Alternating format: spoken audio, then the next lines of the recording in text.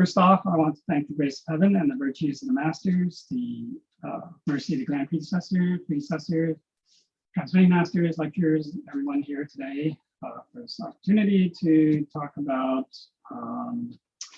this, we call him Quan帝君. Okay, so it's Holy Sage Ruler Guan, or I mean, you can have different translations. The Holy, there's also Holy Ruler Deity Guan. Okay, but anyways, so this he's an important character. Well, in history, he's an important character, and also in the Tao. Okay, so we'll look at the history first. All right. So he was born in I guess it's 160 CE. Okay, so in Yingchen, Sanxi. Okay, this is in north. Yeah, the north. I guess like northeast China at the time. Now his name is Guan Yu. Okay, and he has that courtesy name Yin Tang. Okay. He was actually probably taller and stronger than most people at the time, and well, later on, he had a long beard and a reddish face, as you see in all the depictions of him. Okay, now he had I guess at least two children. There's Ping and Xing. Okay, and there could have been a soul. Okay, so these three sons, and some say that he also had at least one daughter. Okay, although her name is not recorded anywhere. So, but so two of the sons at least. Ping, he was also a general so he fought alongside his father, Guan Yu, in a lot of the battles. And also his other son, Xing, he served as an official in the Suhan state. The Suhan state, okay, so this is actually, well, we'll get to this, but this whole, three kingdoms period. Well, this is actually right now, okay, so I would like to see, okay, so he himself was a general, right, in the late Eastern Han Dynasty. All right, so that's roughly from this time period from 189 to 220 CE. So 220, by 220, then the Han Dynasty completely was gone. It basically deteriorated, and it became the three kingdoms. Okay, so the Suhan state is one of the three kingdoms, and but as you can see here, Guan Yu, he died in 220. So basically, just at the end of the Han Dynasty, at the beginning of the three kingdoms, unfortunately, he died. Okay, so, but that was one of the, you can say, what he was fighting for, because the Han Dynasty was already in decline, and it was basically starting to fall apart. Okay, and so you can say his mission was to try to save the Han Dynasty.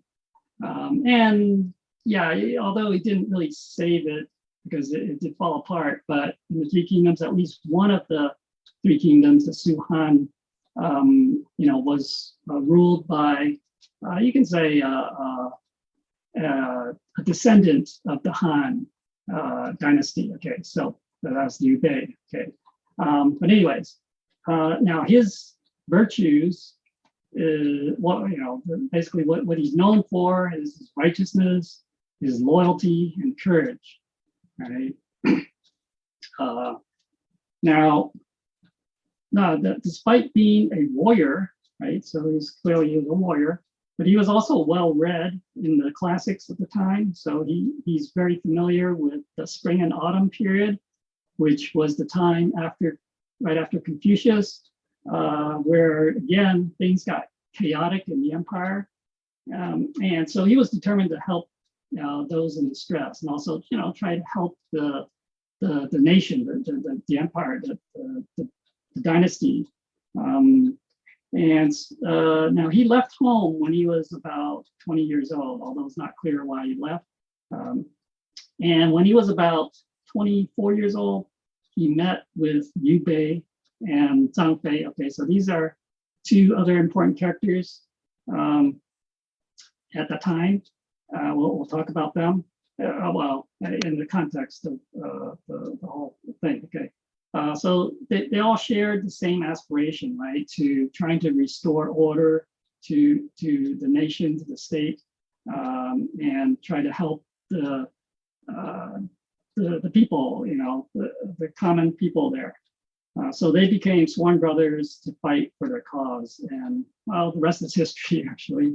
But okay, so we'll get into some of that stuff. At the age of 60, okay, so he ascended to heaven, right? So he's, yeah, so 160 to 220, that's 60 years old. But because of his bravery and righteousness, right, his spirit actually blessed the people in his hometown, right? There were many reports of his spiritual manifestation after he had passed away.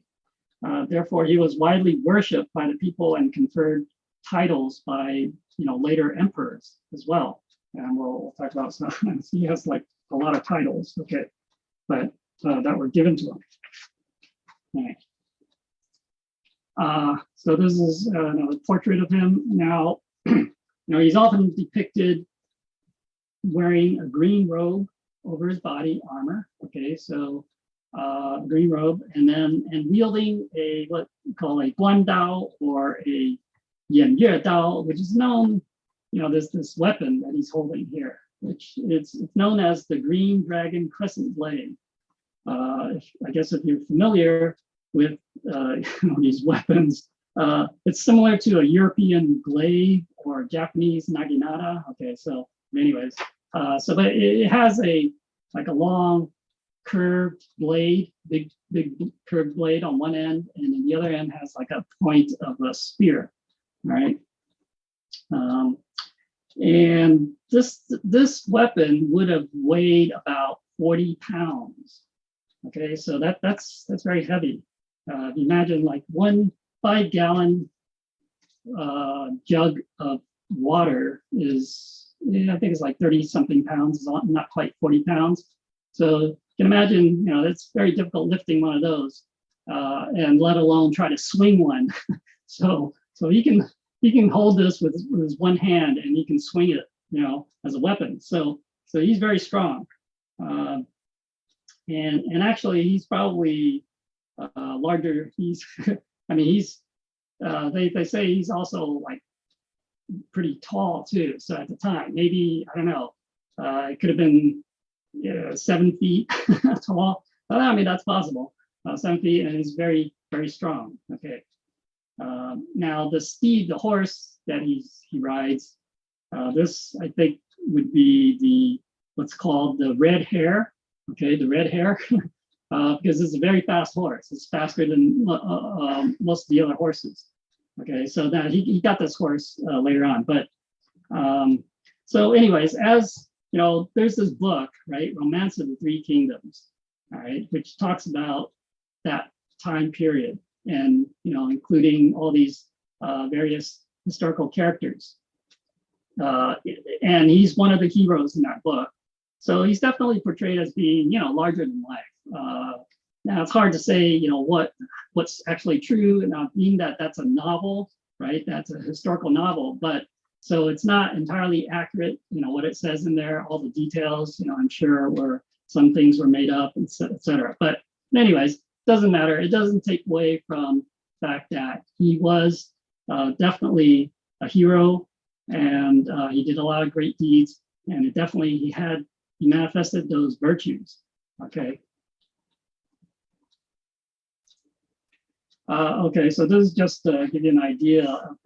So the time period starts roughly around 190. Okay, and this you can see what happened. The Han Dynasty, the Han Empire, is like broken up into different these.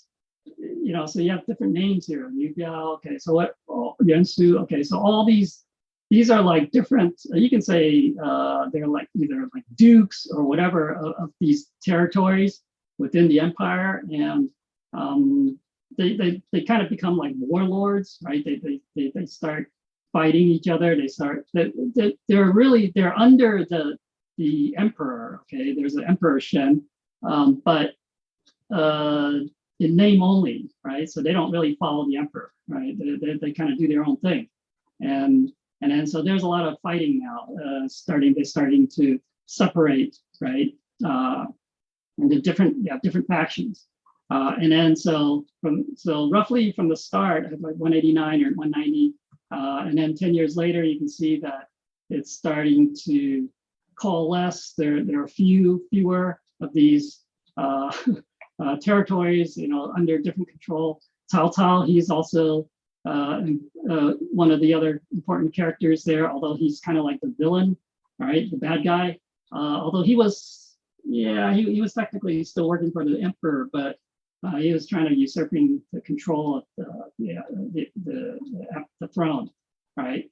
And then so there's a lot of fighting. Sun Quan, okay, is the other one, and so it starts. They start fighting each other, and then so another 10 years later, you can see that Cao Cao is starting to win here, and by 220, by the end of the basically by the end of the Han Dynasty, Cao Cao is starting.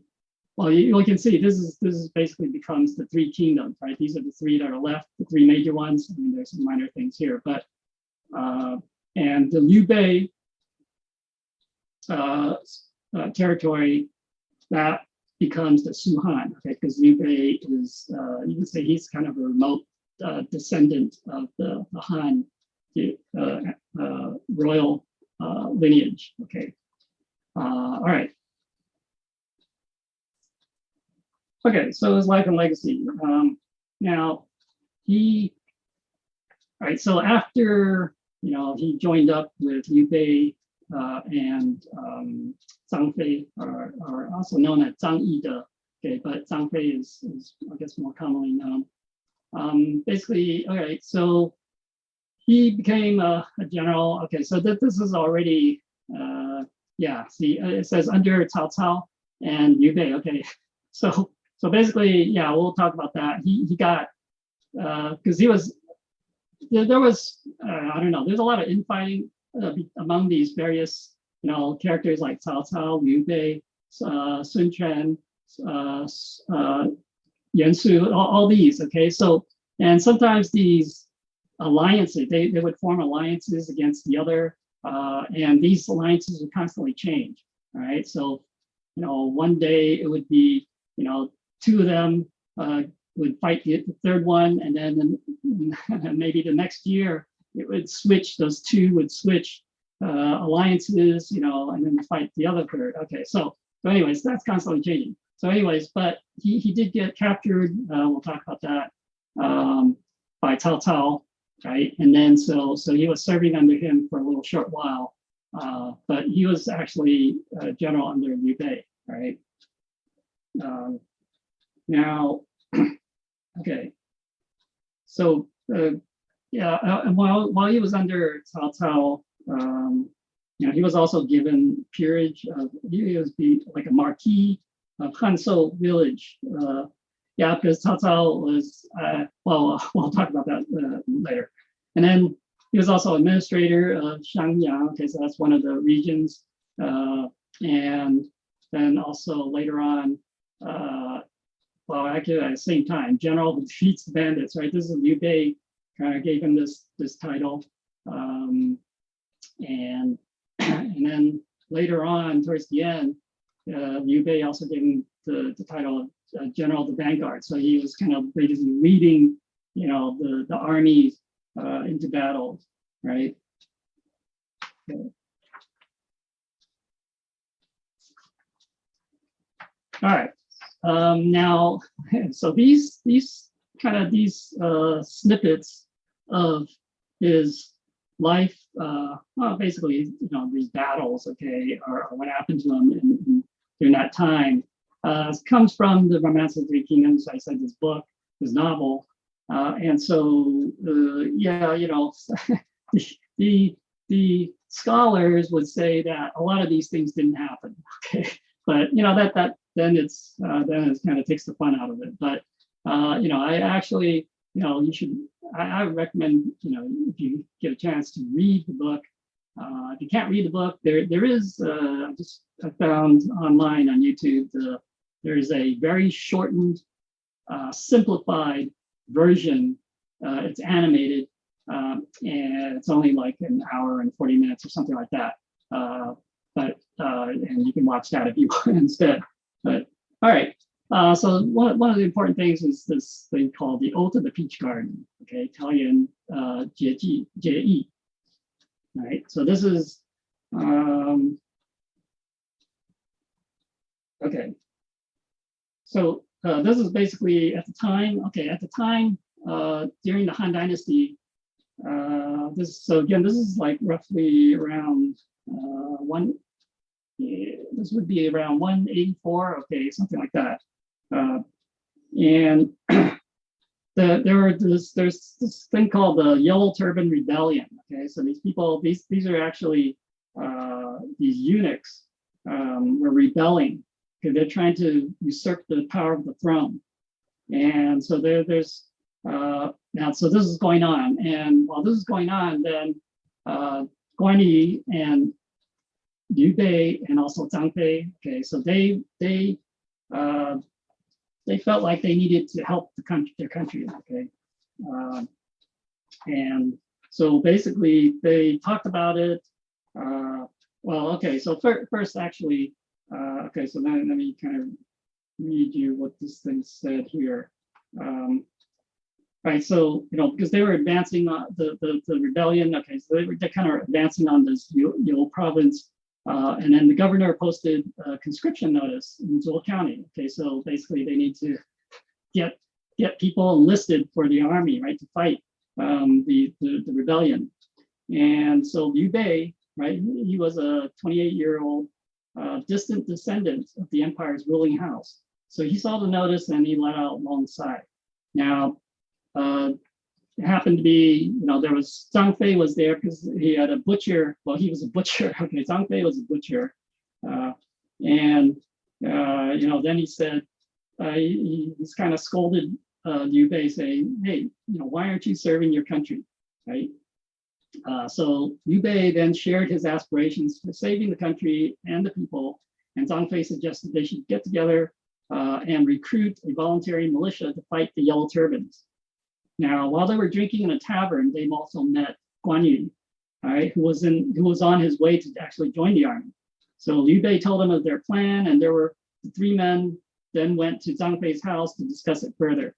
All right, Zhang Fei suggested they should conduct a ceremonial sacrifice to heaven and earth and take an oath of brotherhood or fraternity, right, in his peach garden. And so they all agreed. Okay. And so that's this oath of the Peach Garden, that famous, where they became sworn brothers, right? These three. Now, okay, so and then there's this. This is what it says. It says, okay, so their oath. It says, when saying the names Liu Bei, Guan Yu, and Zhang Fei, although the surnames are different, yet we have come together as brothers. From this day forward, we shall join forces for a common purpose. To save the troubled and to aid the endangered. We shall avenge the nation above and pacify the citizenry below. We merely hope to die on the same day, right? May the gods of heaven and earth attest to what is in our hearts. If we should ever do anything to betray our friendship, may heaven and the people of the earth both strike us dead. Okay, so now Liu Bei, he was the eldest brother. So I guess he was about 4 years older than Guan Yu. And then Zhang Fei was kind of the youngest, right? So although, they're all within, a few years apart. Now, Liu Bei ordered the craftsmen to forge 2 swords. One was the green dragon crescent blade for Guan Yu, and another was a snake lance for Zhang Fei, which is like this, I don't know, it's like a long spear, but it's like wavy or curvy, okay? And so they recruited 500 volunteers to fight under the governor's command, and they repelled the Yellow Turban rebels. So that was their first battle on their long journey to save the Han Empire. Now, although their oath, right, said that they hoped to die together, that really didn't happen. Guan Yi was killed by Sun Quan's forces in 220, right? When Liu Bei ascended to the throne, right, of Suhan, he waged war on Sun Quan to avenge Guan Yi's death, right? Zhang Fei was later assassinated in 221, and Liu Bei also died of illness in 223. So, and that was a year after, so he suffered a huge defeat at the Battle of Shaoting. Okay, so that's, yeah, it's kind of sad.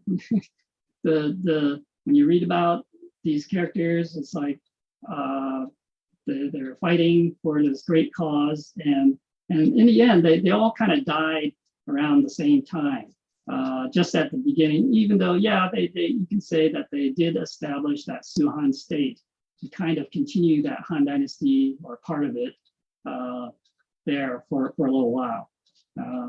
But they didn't really see it to, I mean, it was established, but they didn't, they didn't live to actually see that there to completion. All right. Okay, so now, just mentioned earlier that Cao Cao, right, captured Guan Yi. Okay, so they were fighting Cao Cao, right? Cao Cao was also a minister of the Han, the Han. He was a minister, but he's trying to control. He had put this young, the emperor, right? It was very young, didn't know much, but so he's kind of controlling things behind the scenes. Now, basically, okay, so Liu Bei, right, he breaks ties with Cao Cao, right? So again, remember these alliances, they originally, sometimes they were fighting with each other, sometimes they were fighting against each other. So Liu Bei breaks ties with Cao Cao and attacks and seizes control of Xu province. Okay, so Cao Cao later led an army to attack Liu Bei in Xiaopei. Liu Bei was defeated and fled. Right? Guan Yi was left to defend Xiaoping, which was the province capital. But Cao Cao's forces they managed to take the city and captured Guan Yi and also Liu Bei's wife. So, Liu Bei, he escaped, but he had to leave his family behind. Now, because Guan Yi at the time, he already had a great reputation, right? Even Cao Cao respected him and did not execute him, right? So rather, Cao Cao wanted to make use of Guan Yi, right? Because now Cao Cao, he's a villain, but I mean, he was also very smart. Okay, so and he knows how to make use of people to employ their as their talents. So he knows someone talented such as Guan Yi, and he wouldn't hate to see him be wasted by killing him, right? So he appointed him as a lieutenant general, and then he treated him very well, right? Even granting him the title of a Marquis, right? But Cao Cao also tested Guan Yi, okay, by placing him in the room. Okay, so actually, all right, so but basically, the story goes that when he was captured, Guan Yi had three conditions for Cao Cao. Okay, he says Liu Bei's spouses or his wives must not be ill-treated, right? And in name, Guan Yi would surrender to the emperor, not to Cao Cao. And then the third was that he's allowed to leave and reunite with Liu Bei when he has news of his whereabouts. Because basically Liu Bei, remember, he escaped, and so at that time Guan Yi was by himself, and he didn't know where Liu Bei was. So basically, he would serve under Cao Cao until he found out where Liu Bei was again, and then he would leave, okay, and rejoin his lord, okay. Now, and then Cao Cao apparently agreed to this, right? Again, because he had such respect for Guan Yi, and he really wanted Guan Yi to work for Cao Cao, all right. So, okay. And let's see now. Okay, all right. So he, Cao Cao also tested Guan Yi, but he kind of say, okay, so he's gonna put him in the room, in the quarters of with Liu Bei's wives, right? But Guan Yi, he kept his honor and stayed outside the quarters. So his moral integrity was rock solid. Now, also, although the Cao Cao, he admired Guan Yi's character, but he also sensed that Guan Yi had no intention of serving under him for very long. All right, so he told Zhang Liao, who is one of his generals, why don't you make use of your friendship with Guan Yi to find out what he wants, right? So Zhang Liao asked him, and Guan Yi replied, I'm aware that Lord Cao treats me very generously. However, I have also received many favors from General Liu Bei, and I have sworn to follow him until I die, right? Because they're sworn brothers. And I cannot break my oath. I will leave eventually, so maybe you can help me convey my message to Lord Cao. Right, so Zhang Liao did so, and Cao Cao was even more impressed with Guan Yi. So yeah, I mean, even though Cao Cao was kind of, I don't know, he's kind of the bad guy, but he knows, he understands honor and righteousness and loyalty and all that, right? So he's very impressed with him. Okay, and then so there's this battle. I mean, there were many battles. These just a few ones that kind of have are of interest here. There's the battle or siege of Bulma, although this is Baima. Okay, so and this happened around 200. See, so this is like about 6 years after the pledge, the oath of the Peach Garden. Now, so in that year, Yuan Shao, okay, remember, so this is another one of those factions, the warlords, right? Sent his general Yan Liang to lead an army to attack Cao Cao's garrison at Bulma, right? But it was defended by Liu Yan, right? So I don't know, there's going to be lots of names in this book, right? There's like, I think, probably more than 1,000 characters in there, but so it can be confusing. But so I try not to use all those names. And he sent so Cao Cao sent Zhang Liao and also Guan Yi to lead the vanguard to engage the enemy. In the midst of battle, Guan Yi recognized Yan Liang's flag, right? So he charged toward Yan Liang and decapitated him and returned with his head. So Yan Liang's men could not stop him. With Yan Liang's death, then the siege of Bulma was lifted. So usually back then, if their leader, their general, was killed, then then the fight is over, basically. Okay, so on Cao Cao's recommendation, then Emperor Xian awarded Guan Yi the peerage of Marquis of Tangmo village. Okay, so that's where he got that from. Now, after Guan Yi slew Yan Liang and lifted the siege of Bulma, Cao Cao knew that he would leave soon, so he gave Guan Yi greater rewards. Guan Yi sealed up all the gifts he received from Cao Cao, wrote a farewell letter, and headed towards Yuan Shao's territory to find Liu Bei. Okay, so basically, Guan Yi felt that, well, he kind of repaid Cao Cao for his mercy and kindness towards him by fighting in battle and kind of winning this battle for them, right, and killing the enemy general. So then to reunite with Liu Bei. So basically, after this battle, he kind of found he found out where that Liu Bei was actually allied with the Yuan Shao. Okay, so the ones that they were fighting. And so he decided to leave to find Liu Bei. So when Guan Yi left, right, he didn't take any of the luxuries and gifts that Cao Cao gave him, except for the steed, that horse, right, the red hare that he rode into battle. Right, he also gave up his peerage of Marquis of Tangmo village, leaving his official seal behind. Right, Cao Cao's subordinates felt that Guan Yi was rude to leave without a proper farewell, and asked to pursue and capture him. But Cao Cao stopped them and said, he's just doing his duty to his lord. There's no need to pursue him. Right? And he gave orders to the officials along the way to give passage to Guan Yi and Liu Bei's wives. Then apparently, there were these 5, passes or mountain passes that he had to go through to get to Yuan Shao's territory, right? And at the first pass, the officer refuses them passage, saying that they didn't have the exit permit. But Guan Yi kills him, and then so they make their way through the pass. Now I don't know. I mean, Cao Cao said that they shouldn't stop him. So I don't know what these officers are doing. They're kind of disobeying. But and then at the next pass, Luoyang, the governor, leads 1,000 men to block Guan Yi. Right, the deputy challenges Guan Yi to a duel, but ends up getting sliced in two. But while they were fighting, the governor shot an arrow at Guan Yi, wounding his arm. Okay, Guan Yi pulls out the arrow and kills the governor. Okay, now that.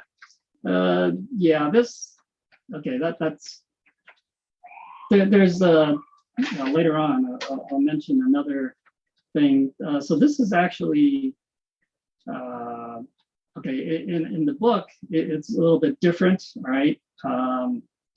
But anyways, okay. So see. So the other soldiers were shocked and gave way to Guan Yi's party. Okay, so then they arrived at Sisui Pass, where the officer guarding the pass received them warmly and invites Guan Yi to a feast at a nearby temple. But it was a trap and ambush. Right? However, the monk of that temple, he knew Guan Yi and gave a subtle warning about the plot. And Guan Yi kills the officer and then continues on his way. Okay, so and then at Xingyang, there was a similar setup, but he also killed the officer in charge. Finally, Guan Yi's party arrives at a ferry crossing on the Yellow River. The officer in charge refuses to allow them to cross and is killed by Guan Yi. Right, so they cross the river and enter Yuan Shao's territory. However, they soon realize that Liu Bei is no longer with Yuan Shao and has already left for Runan. Right, so actually, Liu Bei, he was allied with Yuan Shao when they attacked Cao Cao, but then after their defeat, he kind of decided to kind of go his own way again to kind of break the alliance. And then so Guan Yi, and his party have to make their way back and are finally reunited with Liu Bei and Zhang Fei at Guten. Okay. Now during this journey, though, Guan Yi, he meets many men who would become his subordinates and also remain loyal to him until his death. Now there's this, okay, so there's another important battle here, Battle of Red Cliffs. Okay, so you probably heard of it. There was a movie that was made, I guess it was a two-part movie. But okay, so Cao Cao amassed a large fleet of ships, but lack of experience in naval warfare and soldiers getting sick, seasick, would lead to his defeat by a much smaller allied force. This time it's Liu Bei and Sun Quan. Okay. And clever strategy and tactics by Zhuge Liang. Okay, so Zhuge Liang is like this. He's a strategist. He's you can say he's like a genius at the time. And he knows how to. He understands the I Ching, so he can like make predictions and stuff like that. So that's why he was very helpful to Liu Bei, right?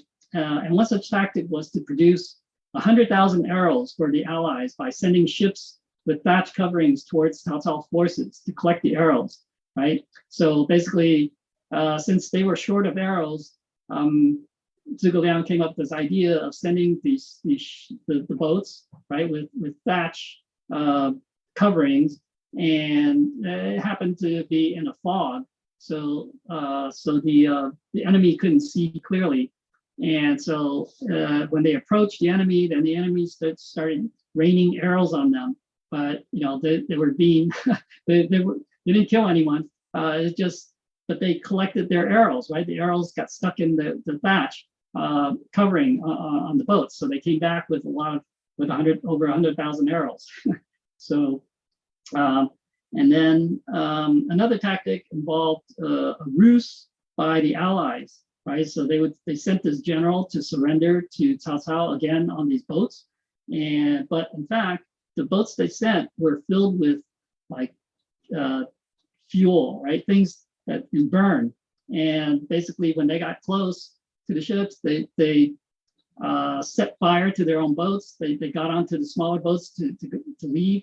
And these boats, because of the wind, again, calculated by Zhuge Liang, he knew that the wind would be blowing in that direction, kind of drove those burning boats into Cao Cao's ships which were chained together.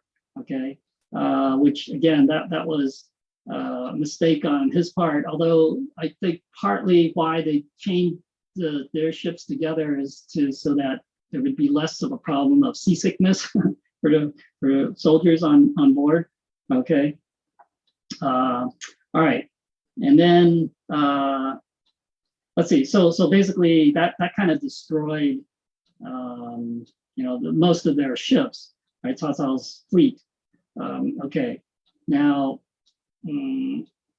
right. So after his defeat at Red Cliffs, right? So Cao Cao, he retreated north of, on the north side of the banks of the Yellow River along this Huarong trail. Okay, but Guan Yi was sent there to intercept him. Now, initially, Zhuge Liang was reluctant to let Guan Yi take up the task because of Cao Cao's prior kindness to Guan Yi. Okay, so he figured that, yeah, because there might be some kind of sentiment there. It's like, oh, okay, well, he spared my life, so he felt that maybe Guan Yi will do the same, right?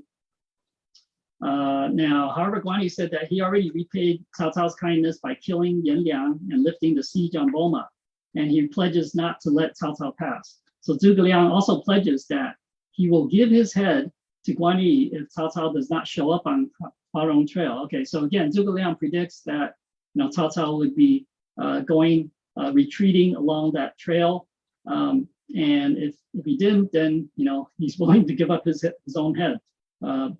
Now, and just as Zhuge Liang predicted, right, Cao Cao did retreat along that trail and encountered Guan Yi. However, as Zhuge Liang suspected, Guan Yi decides to spare Cao Cao in consideration of their past dealings, right? So he let his army go. So Guan Yi allows Cao Cao and his men to pass unharmed.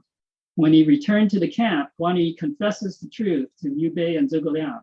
Now, Zhuge Liang, he orders Guan Yi to be executed for failing in his mission, but when Liu Bei intervened, then he pardoned him. So Zhuge Liang was more, he's like, by the book, you got to listen to the orders, follow the orders. But so this says something about Guan Yi's character. Even though he's a very righteous, he's a fierce warrior, right? He is righteous and loyal, but does not mean that he is ruthless and heartless. Okay. So what he did was, you can say, benevolent and merciful, showing compassion, which is, we learned this actually in the Tao Te Ching, right? It says the higher virtue of righteousness is compassion or benevolence, right? And that's why Confucius places benevolence first among the 5 constant virtues, right? Benevolence, righteousness is second. So the point is that the virtues are used in harmony, and that is the Tao, right? So yeah, but you can also say that it's also the righteous thing to do, I guess, or maybe more accurately, the honorable thing to do is to spare Cao Cao's life, I guess. But anyways, I mean, if you were just going strictly by the rules of the battle, then yeah, he would have killed him, but should have killed him, right? Okay. All right, so, and then it's kind of like skipping forward to this battle or siege of Fanchen, okay? Now this is, okay, so this happened in 219, let's see, the other one, I'm not sure when the other one happened, but all right, this is very late in, okay, so Guan Yi's army then attacks Cao Cao's fortress at Fanchen, right? So Guan Yi is injured in the arm by a crossbow bolt coated with poison. The physician Hua Tuo comes to his camp and offers to heal his arm. So this is, remember I mentioned earlier, it said that he was shot in the arm with an arrow, but yeah, in the Romance of the Three Kingdoms, it's mentioned here. And basically what happens was the doctor says, oh, this poison is already down, seeping into his bone, right? And then, so he needs to perform surgery on his arm. Now, so he also tells Guan Yi that he must be blindfolded and his arm must be secured before the surgery can be carried out. But Guan Yi says, don't bother, right? So it's just do the surgery. And so basically, the doctor, performs the surgery on his arm, even, exposing the bone, even scraping off part of the bone, right? And then stitching up the wound. All the time, Guan Yi, he's just sitting there and he's playing, Wei Qi or Go, I guess, with some other people, right? So he shows no sign of pain. So he thanks the doctor for healing his arm and wants to reward the physician, but the doctor declines. Okay. Now, apparently, I don't want to take away from the story because some scholars say that this didn't happen. All right, but anyways, all right. So back to this battle or siege of Fancheng. Okay, so Fancheng was the last major battle for Guan Yi. Right, during the siege of Fancheng, Sun Quan, right, attacked the territories that Guan Yi was not defending very well. Right. However, Sun Quan and his general Li Meng, right, were merciful and treated the defenders. So at this time, basically Liu Bei was attacking Cao Cao, right, at Fancheng, and then Sun Quan was attacking Liu Bei. Okay, but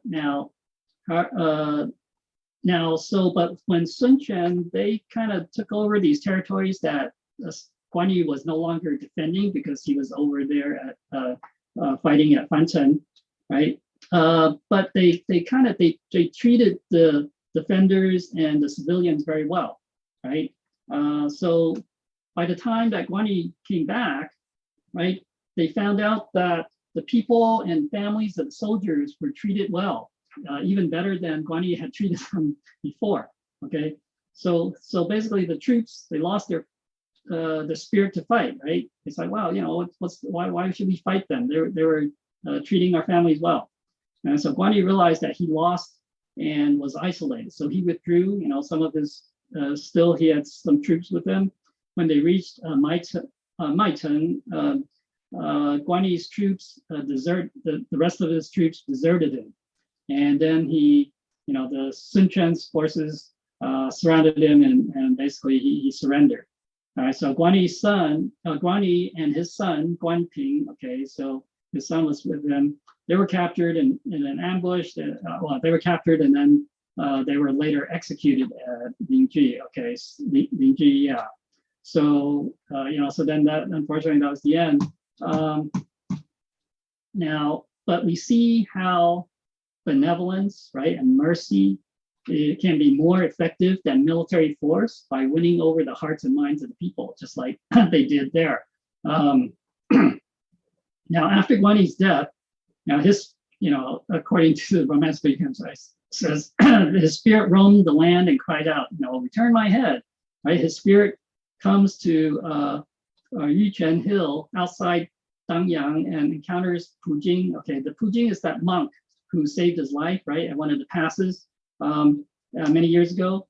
And Pu Jing tells Guan Yi's spirit, now you ask for your head, but from whom should Yin Liang, Wen Chou, the past guardians, and many others ask for theirs, right? Those are the ones that Guan Yi had killed. So Guan Yi's spirit is enlightened and disappears. Henceforth, it manifested itself around the hill and protected the locals from evil. The locals built a temple on the hill to worship the spirit. Pu Jing is said to have built a grass hut for himself at the southeastern foot of the hill in the final years of the Eastern Han Dynasty. The Yuquan Temple, the oldest temple in the Dangyang region from where the worship of Guan Yi originated, was built on the exact location of the hut, and its construction was completed only until after the Sui Dynasty. Okay. Now Sun Quan sends. Okay, so after killing Sun Quan, then Guan Yi, Sun Quan sends his head to Cao Cao in the hope of pushing the responsibility of Guan Yu's death to Cao Cao, right? Now, when Cao Cao opens the box containing Guan Yu's head, he sees that Guan Yu's facial expression resemble those of a living person. Right? He smiles and said to the head, right? I hope you are well since we last parted. To his horror, Guan Yu's head opened his eyes and mouth, and the long beard and hair stand on end. Right? Cao Cao collapses and does not regain consciousness until a long time later. Right? When he comes to, he exclaims, "Wow, General Guan is truly a god from heaven."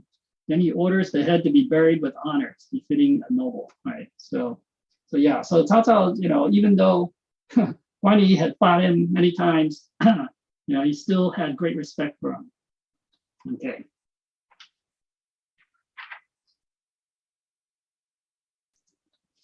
All right, so basically his life and legacy, right? He showed loyalty to his lord, Liu Bei, and it's also his sworn brother, right? He never, although you can say when he was captured by Cao Cao, he did kind of fight.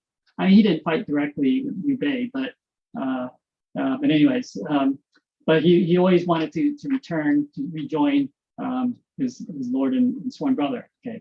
Of course, he showed righteousness and benevolence also, right? He is firm in doing what's right and just, but he's not ruthless about it. Okay, so you can say that's part of righteousness, is benevolence, to do the right thing. Yeah. Now, unfortunately, I guess having let go or spared Cao Cao's life, I guess the history turned out. I mean, if he didn't do that, if they executed, he had caught Cao Cao, and if Cao Cao was executed, yeah, things would have turned out differently. Maybe you wouldn't have had the three kingdoms. I don't know. But but anyways, you can say, I guess this is just the way. This is the fate, the destiny, the way it is, right? So courage. He obviously had courage. Besides fighting without fear of death, he endured surgery without anesthesia. Propriety. Also, he stayed outside the room to guard his lord's wives. Okay. All right. Okay. So he had a lot of titles given posthumously. Okay. So he was given many titles throughout Chinese history. The Marquis of Tangmo was given 40 years after his death by the second emperor of Suhan. Okay.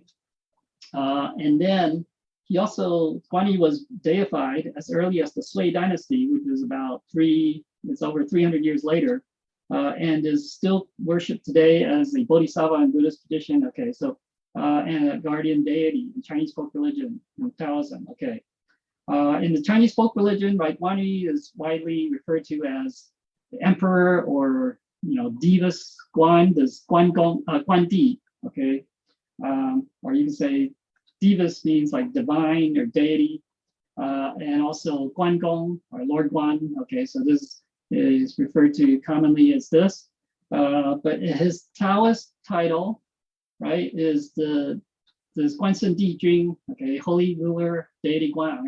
That's I found that online translation is this. I would probably use, I used like Holy Sage Ruler Guan. Okay, but same thing.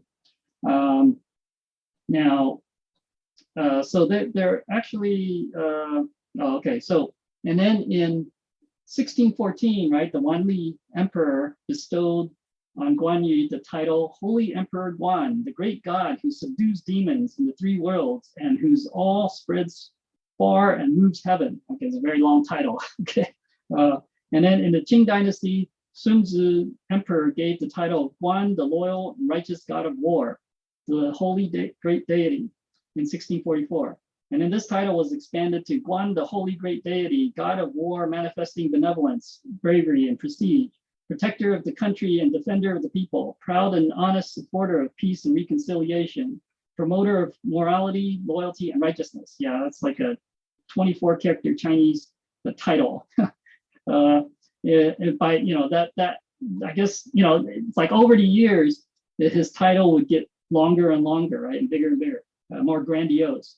And then, but it's often shortened to be the Wu Sen, okay, the saint of war or god of war, right? Or yeah, actually, Sen is saint.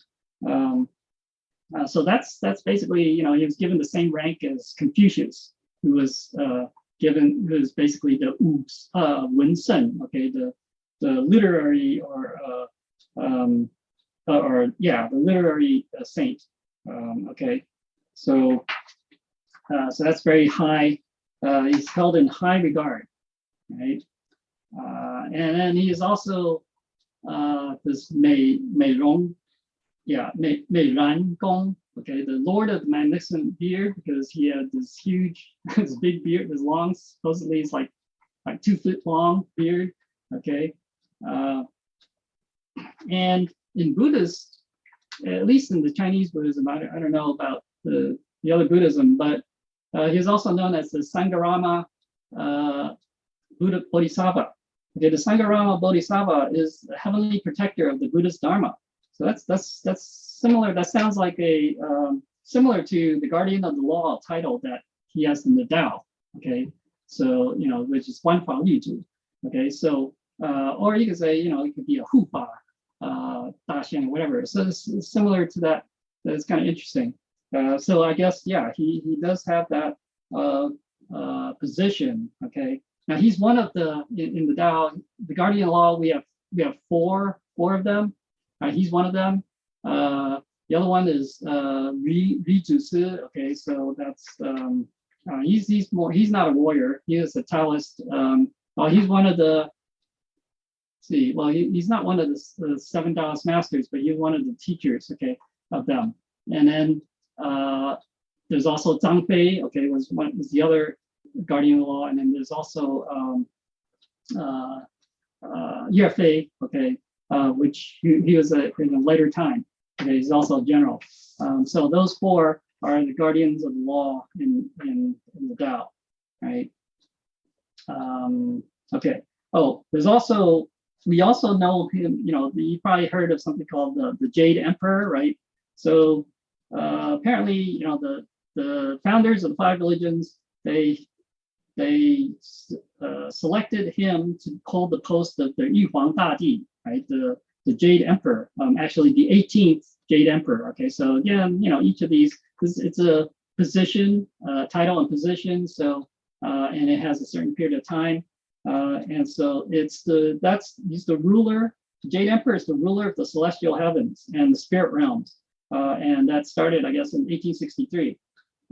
Following the destiny and decree of heaven, he is in charge of the 8 classes of supernatural beings. Okay, there's like Devas, Nagas, Yaksas, Gandharvas, Asuras, Garudas, Kinnaras, and Maharagas of the 3 realms. Okay, so maybe you don't need to go into those, but those are like supernatural beings. Okay, and then we have, so that's so those are titles. Now since now in the Tao, right, we have sand writings, right, we have channeling, right. Now they had channeling before too, back in those days, throughout the history, but the channeling, it's like the spirit, there's a spirit medium, and then the channel, and it would be, and they call it like spirit writing. Okay, so it's like what we call sand writing, and so there's so Quan聖帝君, he has basically he had channeled many times throughout his history. One of the things that was written during one of these channelings is what's called the 关聖帝君绝世真经. Okay, so it's you can say the Holy Ruler Guan's World Awakening Sutra, right? And that was one of the 3 like religious texts that was commonly or circulated in China back then. Okay, but yeah, all right. Okay, now, okay, so here's just some pictures. I mean, today to this day, he is very he's revered and worshipped. So in restaurants, well, they have temples, that worship him in the temples, and then he's worshipped in like many, you can say Chinese and even other like East Asian restaurants and businesses. Okay, and then you can see them here as well, like in Chinatown, place like that. Okay, and so very, yeah. I mean that's again, because of his virtue, right? It's virtue. It's not really because of his ability as a warrior, right? They're respecting him, honoring him, worshiping him because of his virtue, right? Just like it's like the Buddha, or so it's not about the fighting aspect. Okay. All right. So now let's talk about some of the scriptures that he gave to us in the Tao temple. So this one by Quan聖帝君. Okay. So in 2020, right, in January 25th. So this is at the beginning of the pandemic. So this one kind of mentions that. So it says, flowers blossom in the new year, yet unusual signs portend chaos. Right, 3 disasters and 8 calamities descend together. People's hearts are very disturbed. They're not at peace. The 3 disasters, like the flooding of water, fire, and wind. The 8 calamities: drought, flood, famine, plague, locusts, fierce animals, monsters, and demons. Okay, so, but anyways, all sorts of bad stuff. And it says, starting with wildfires, then the pandemic. Right, who suffers when the living beings fight back? So basically, it's due to karma, right? So everything that's happened, all these bad things that are happening, is due to karma, right? Because these living beings, the beings that were killed earlier, whether they're humans or animals, right?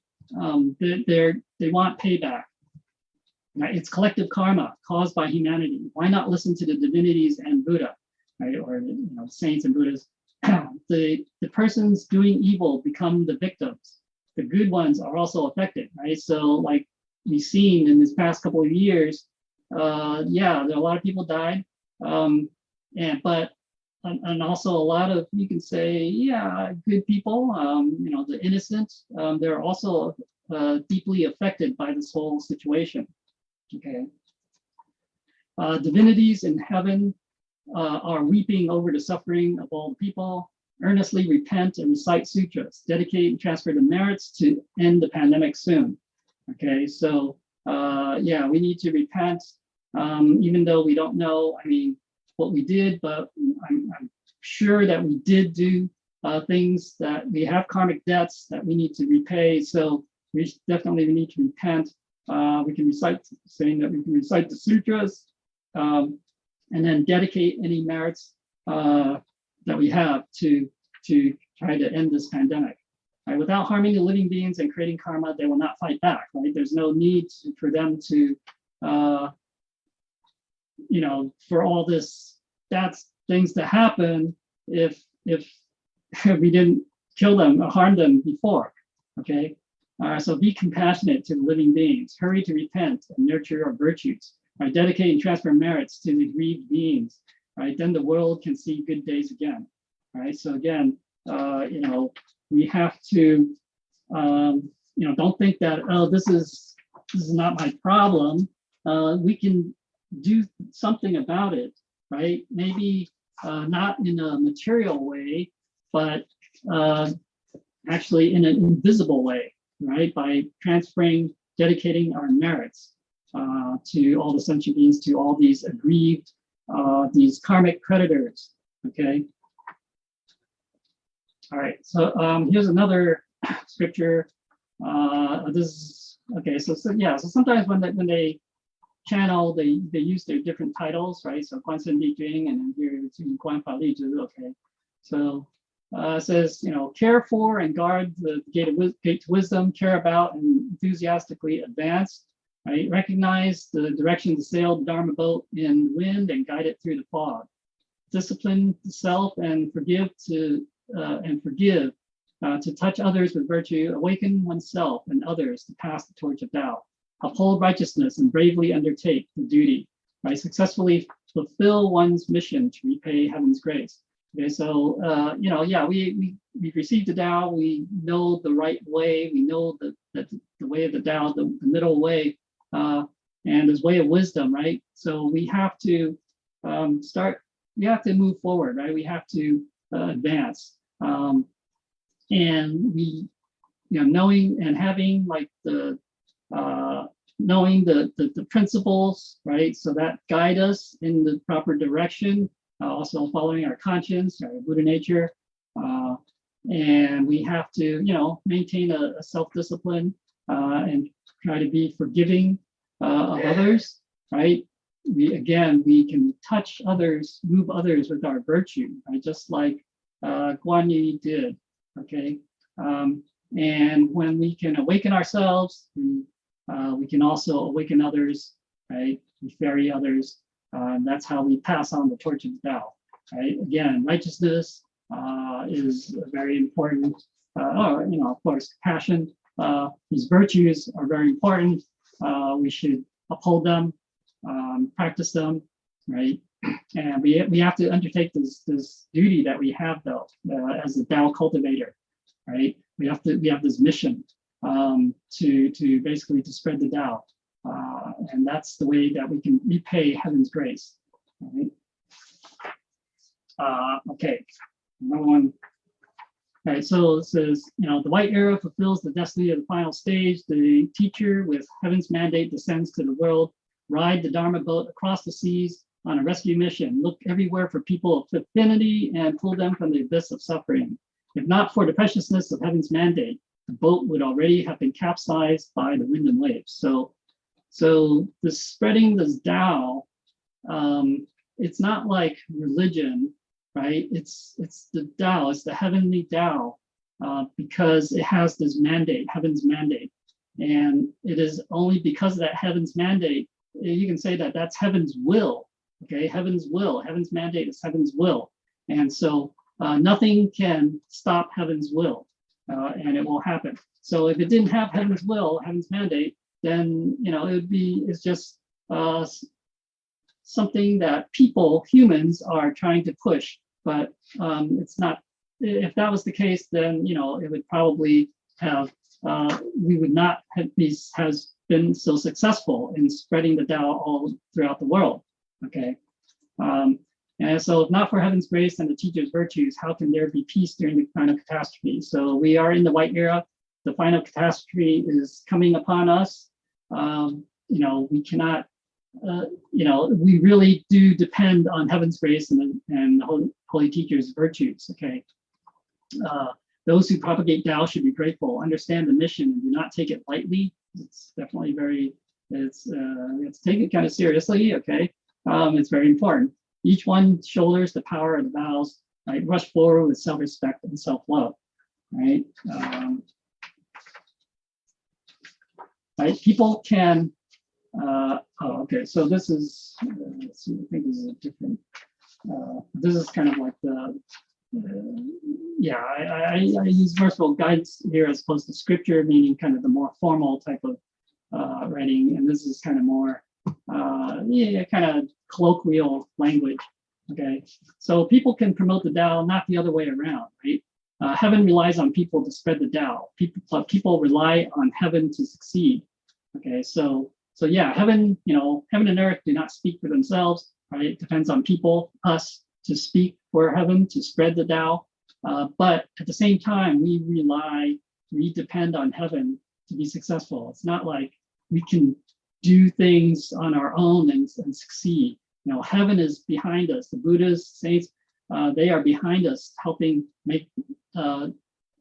create these successes. Okay, it's not by our own efforts. After receiving Tao, you understand the true principles, form merits, and fulfill vows. And with a little success, heaven will test your cultivation, though. Okay, so even though, so you think, oh yeah, I've accomplished these things, I've achieved something, but at the same time, heaven will then start testing us, all right, in our cultivation. Because sometimes when we start achieving, we think, oh, I'm great, right? That ego comes back, and then we're going to be tested. right? If we can succeed without ego, always saying, oh, it's always heaven's due to heaven's grace and teachers' virtues, then we should be fine. But we still get tested, I guess. But yeah, definitely do not let that ego come back. Your heart always should be trembling in fear and must not be carelessly relaxed. As soon as you are negligent and careless, your karmic creditors are your foes, and they're always watching you. So, we hear stories about that where we let down our guard, where we start relaxing. We think, oh, I don't need to cultivate in the temple. I don't need to go to the temple. I don't need to take on, fulfill my responsibilities or vows. Then that's when these karmic creditors have a chance to then get back at us. Okay. But as long as we are doing what we should be doing, we are doing our best and sincerely, then heaven, holy teacher can help us can kind of protect us while we're doing that. All right. Don't let the karmic creditors get their payback. But at the same time, as we perform, do what we're supposed to do, be performing merits and nurturing our virtues, then holy teacher can use that to pay back some of those debts. Remember, I hope all you worthies cherish well such good affinity and not miss the opportunity. Make good use of this life to sacrifice and dedicate oneself to make this life worthwhile and meaningful. Okay. So again, it would not be a meaningful life if we just lived to enjoy ourselves and then we died and nothing. We didn't really make any changes in the world. Okay, we didn't really help anyone. All right, so we need to make sure our life is worthwhile and meaningful. In this Dharma ending age, one must be careful of you can say wealth or properties, things, material things, sensual desires, temperament. Okay, so one must be clear in financial matters or in dealings of that nature. Right, be far away from the sensual desires and pleasures. Right, nurture the temperament and demeanor. Okay, so what should be given up, you should relinquish. Think about it carefully. Right, so there are a lot of things that we should not pursue because these are the things that will actually end up hurting ourselves. Okay. All right. So one's thoughts should be pure and calm. Okay. Cultivate the Tao properly. Be honorable and dignified, bright and magnanimous. Right. Setting a standard for sentient beings. Your words and actions should not interfere with the Tao. And the Tao is an extraordinary matter, and those who can propagate the Tao are not ordinary people. As a Tao cultivator, as holy teacher's disciple, one must have an imposing manner. So, we should not do anything that you can say detracts from the Tao or that gives Tao a bad name or tries to going against the Tao. Right. So those are sins. Those create some serious karma doing that. Because you're going against heaven's will, right? And as a Tao cultivator and holy teacher's disciple, we should have this imposing manner. Basically, being august, being distinguished, dignified, solemn, reserved. Okay, all that. Okay, so no one. Okay, so courageously charge through difficulties with both mercy and wisdom. Right, a person bravely undertakes the task invincibly. Okay. It is up to us to achieve saints and immortals. With sacrifice and dedication, we are blessed by heaven's grace. So everything is up to us, whether we do it or not, whether we achieve or we don't. Okay, and so listen attentively when the holy sage ruler arrives at the altar. Never be biased. Okay, so we should always have that. None of that bias, that subjectivity, duality. Okay, a sage is consistent in words and deeds. Right, you study, cultivate, speak, and propagate following the principles of heaven. Okay, so this is and then so now there's a song, which is appropriately enough. This is the melody. Okay, it's Sky of History, I guess. I don't know. Basically, this is a song that was, well, the melody, okay, the original song is used in the Romance of the Three Kingdoms TV series.